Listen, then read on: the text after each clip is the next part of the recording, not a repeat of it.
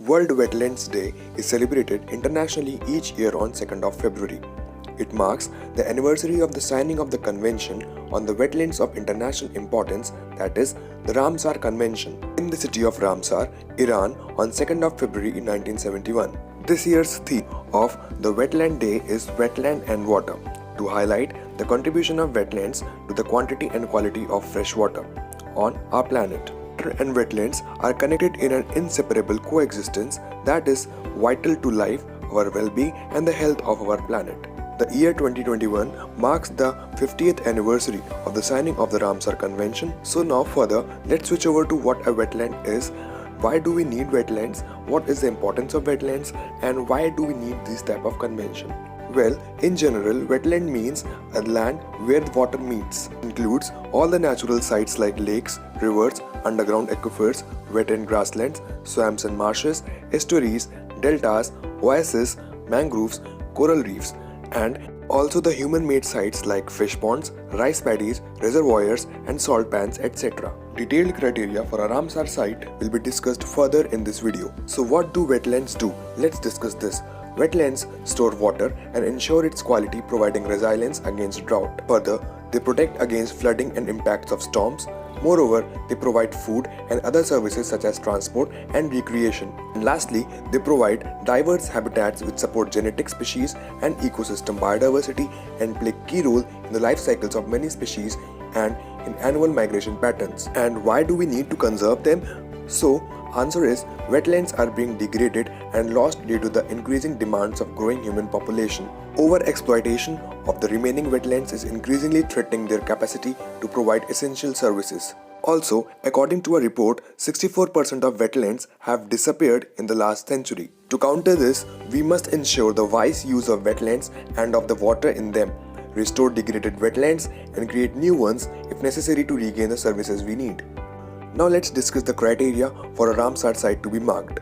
The COP, that is the policy-making organ of the Ramsar Convention, which we will discuss further in this video, uses a broad definition or a broad criteria for demarcation of a Ramsar site. The criteria that the COP uses is a set of conditions that if a place contains a representative, rare or unique example of a natural or near natural wetland type, supports vulnerable, endangered or critically endangered species or threatened ecological communities.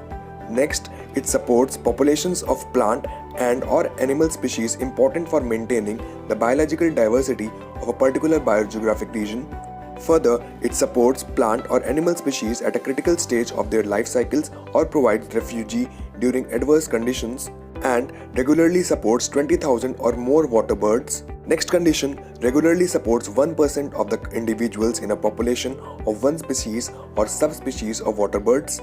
Further, it supports a significant proportion of indigenous fish subspecies and is an important source of food for fishes, spawning ground, nursery and or migration path. And lastly, it is an important source of food and water resource, increased possibilities for recreation and ecotourism, etc. So these were the conditions that the COP uses for the demarcation and identification of wetlands all over the globe. So now let's see how a Ramsar site is marked and designated. The Conference of Contracting Parties, that is COP, is the policy-making organ of the convention which adopts decisions to administer the work of the convention. Contracting parties are the territories that are involved in the Ramsar Convention. Almost 90% of the United Nations member states are Ramsar contracting parties. Every 3 years, the representatives of the contracting parties meet at the COP, that is, the Conference of the Contracting Parties. Under the 3 pillars of the convention, the contracting parties commit to: the first pillar, work towards the wise use of all their wetlands through national plans, policies and legislation, management actions and public education. The second pillar states to designate suitable wetlands for the list of the wetlands of international importance, that is the Ramsar list, and ensure their effective management. And the third pillar states to cooperate internationally on transboundary wetlands, shared wetland systems, shared species, and development projects that may affect wetlands. At the time of joining of the convention, each contracting party undertakes to designate at least one wetland site for inclusion in the list of wetlands of international importance. Also, each contracting party designates an administrative authority as its focal point for implementation of the convention.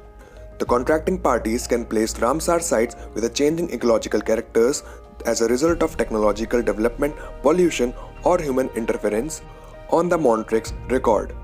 The Montreux Record is a register of wetland sites on the list of wetlands of international importance. It is maintained as a part of the Ramsar sites. Moreover, since 1997, the Secretariat of Ramsar Convention, located in the Gland in Switzerland, is responsible for the day-to-day activities of convention and publishes the Ramsar sites list of wetlands and provides resource materials and helps to raise public awarenesses regarding the convention. Till now, we have taken into account the wetlands, the importance and the need to conserve wetlands along with the Ramsar sites and Ramsar Convention. Now, we'll see the current scenario of wetlands in the world as well as in India. The inclusion of a Ramsar site in the list embodies the government's commitment to take the steps necessary to ensure that its ecological character is maintained. As on February 2021, there are over 2,414 Ramsar sites on the territories of 171 Ramsar contracting parties across the globe. The total surface area of the designated sites is more than 250 million hectares of the Earth's surface. The first Ramsar site was identified as the Cobark Peninsula in Australia in the year 1974.